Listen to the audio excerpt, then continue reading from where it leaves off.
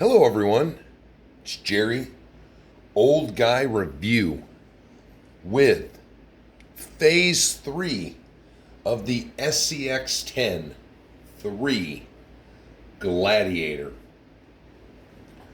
So, as I've explained to any of my long-term viewers, haven't really done build videos. So I think I've come up with a compromise on this one. So right now, I'm going to break it down, tell you guys what I'm doing. I'm going to show you what I'm using, explain my philosophy on it. But it's going to be a big overhaul. A lot of these parts, they do go on easy. Some of the other ones, it's a lot of disassembly. So this is going to take me a few hours. So what I've decided I'm going to do the explanation now, and then I'm going to split it up in the rear end and the front end. So I'm going to start with the rear end. I'm going to do everything on the rear, and then I'll do that off camera, come back, show you what it looks like, see it, tell you if I've run into any hiccups, dilemmas, any of that, and then go off camera again, do all the front end work, come back, let you know any hiccups, any problems with any of these parts that I have. Now I'm going to tell you, I stole it from work. My highly calibrated scale at work that does pounds and ounces. And with everything that comes with the truck, including all the extra paint and everything else I've done to it so far, we are at 6 pounds, 15.9 ounces. So let's remember that, the 6 pounds, 15.9 ounces. So when I do this, we come back, we're going to see what it did. So, pardon me, front end section will be this Samex that I bought mainly for this upper panhard mount. But I decided, what the hell, I'm going to put these shock braces on, gives you a lot more shock options.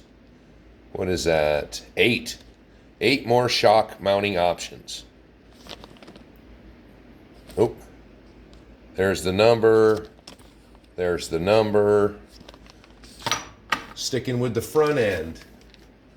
Then we have an SSD diff cover, which there's the part number. I even wrote the weight on that one. This is 30 grams. So we got those two for the front. Oh, I have the Bauhaus RC. Let's see. Oh, I guess it does have a number. This is the lower panhard reinforcement bracket. I'm addressing all dilemmas that I've heard so far. This is really unnecessary, but I said, what the heck. This is a SSD front bumper mount. I decided, what the heck, it's aluminum, it's not heavy brass. And last is these SSD steering knuckles, a total of 104 grams. That's just the front. So the rear is just getting these portal weights that replace the cover. I already tested them to make sure that they will clear the stock wheels. And the rear diff cover, which was the same as the front diff cover. Now I know what you're saying, whoa, you're putting all this stuff up front. Well, up front has the motor, except for the these upper shock mounts and the front bumper. Everything else is on the axle. So we're just making the axle a little heavier. Hopefully, if it's doing some steep climbs, it'll keep the nose down. But the rear will have the battery. So I'm going to see, because I'm using a 3S battery in here, I'm going to try to see if I can weigh the front and the rear separately. I tried a little bit, but I don't think I have it quite right because it came out weighing less than I weighed the truck. So we'll go from there. But with these brass weights, the portal covers, I got 2 sets. Now I remember why I got 2 sets. And one of these will go on the front also. And I don't think I need that much weight up front now. But who knows? We'll see how it progresses. But meanwhile, I'm going to tear into this. I'll tear into it, and I'll come back to show you the rear axle, the front axle. I know the rear axle, I got to disassemble a bunch of links to swing the axle out to replace it. And, oh, there was one other thing while I was at it. The front, or the rears, are getting 50 weight shock oil because this is awful bouncy. And I'm putting 60 weight in the rear. And if you haven't noticed, I am not sticking to one brand for any of this stuff. I'm spreading the wealth, so to speak. So I'm going to get at it, and I'll be back in a bit. And we're back. Now, guys, this is when I tell you why I don't build things on camera. So, there we go. You can physically feel it as you do it, getting heavier. So, in these installs, so when you're doing these hub weights, you have to transfer the bearings. There's a top and a bottom bearing. What a pain. Hopefully you have a nice fine pick at your house where you can gently pull them out, because they are stuck in this cover. Oh, there's the cover. The bottom one that your hub goes through isn't as bad. But this little guy in there, he is in there. And you're going to want to have some kind of little hammer or something to tap them into these, because that is a tight fit. Now the center diff, that was the easiest part. Comes with its own 4 screws. Take the old one off, put it on. It was simple. These were fiddly. But the joy is, if you were like, I put heavier shock weight in there. So I put some 60 weight Traxxas shock oil. Take this one screw out. It's your upper link and your shock. Boom. Slide your diff right out. Flip it over. Go to town working on it. Now we'll see how the front goes. Because in my mind, if I wasn't looking for the screw I lost, I'm going to tell you, bleeder screw in the top of these shocks. You can kind of see it. Let's see, it's right there. So I took the bleeder screw out and I went to put it back in, and it flew somewhere. Don't know. Thank God I had tons of extra hardware. I found a replacement, back in business, but technically I feel this should be done. But I tore my whole shop apart looking for that damn little screw. So stay over your bench if you do anything with these shocks.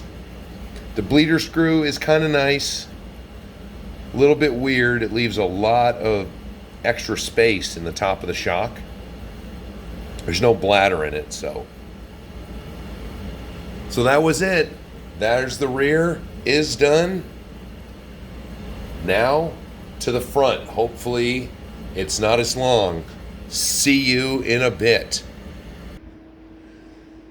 And for now, we are done. The front, I didn't lose anything, so the front went together pretty nice.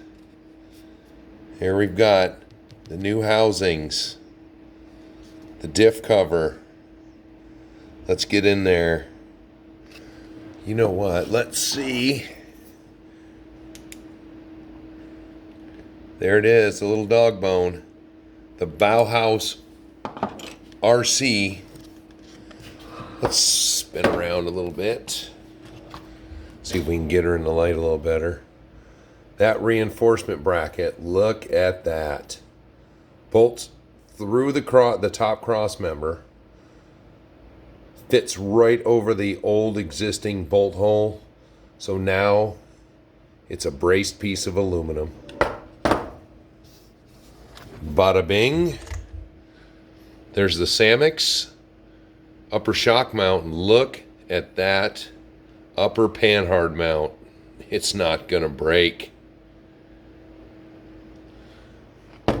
So I'm gonna pause one more time and I'm gonna put it all together and we're going to have a weigh-in. Well, there she sits, all metaled out. And I had to just give you a little sneak peek with the body. Everything's together, still missing my front fender pieces and my bumper pieces, so I have those off. So now I told you guys to remember the weight of 6 pounds, 15.9 ounces. So we are going to bring out my highly calibrated, fancy scale. We are going to put my handy dandy painting / weighing device, and we are going to zero that out. So now, the moment of truth. The truck with my weight on it, plus, just to make sure everything is kosher, front bumper, rear bumper. We'll just throw those on the top. And we are at 7 pounds, 9.3 ounces. We have raised it from 6 pounds, 15.9 ounces to 7 pounds, 9.3 ounces. So, I cannot wait, which is part of the reason why the truck is now together. The weight upgrades were the first of the actual performance upgrades. Now, to tell you a quick humorous story about the holidays and miracles really do happen. I got an update on Friday on my Christmas truck that got sold, so I had to wait for this one. Now, I bought this with the intention of course, addressing the concerns I'd already heard. So, weight, shock oil, the panhard mounts, and the dig servo. Well, I haven't addressed the dig servo yet, but for the funny part of the story is the truck that I would have had for Christmas, the dig servo's already gone up in smoke. The panhard mount broke.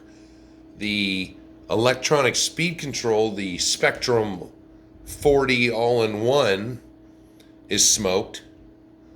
So I am quite happy that now that I've addressed my first round of mods, now I can really think hard about the electronics and the motor. So crawler motor wise, this has got a 35 turn in it, which is supposed to be the perfect blend. I've got a 55 turn sitting here that I don't know if I should throw in or not. Anyone throw out some comments about these crawler motors? Because as you know, I'm not very performance orientated. So, I buy crawler motors and it's usually whatever the hobby shop has. And then I'll use them as I find a need for them. So let me know in the comments about motor rotations. I'm not positive about the pinion gear on this. There was a recommendation I read about getting a 30 or an 11 tooth pinion, which I picked one up. So for right now, just the sneak peek. I'm not finished detailing it all up yet, but there's where we're at. I actually found, because I wanted to use these stock wheels and tires, I actually found a kit that has an extended stub axle for the portals, so I can still use these and still widen the truck. So that's what I'm aiming for. The next round of mods, phase 4. But because I've got this done now, I want to take it out for a little spin. So there it is, phase 3, a little bit long, but it would have been a 2-day video if I would have tried to videotape with all the shenanigans that went on. So once again, everyone, thank you. Give me some tidbits, give me some hints where I should go. I'm really just considering just smoking the electronics in it, and then I'll worry about that later. But thanks again. This is Jerry. Like and subscribe. Let me know if this was just a crappy video or not. I answer all your comments. Till the next one.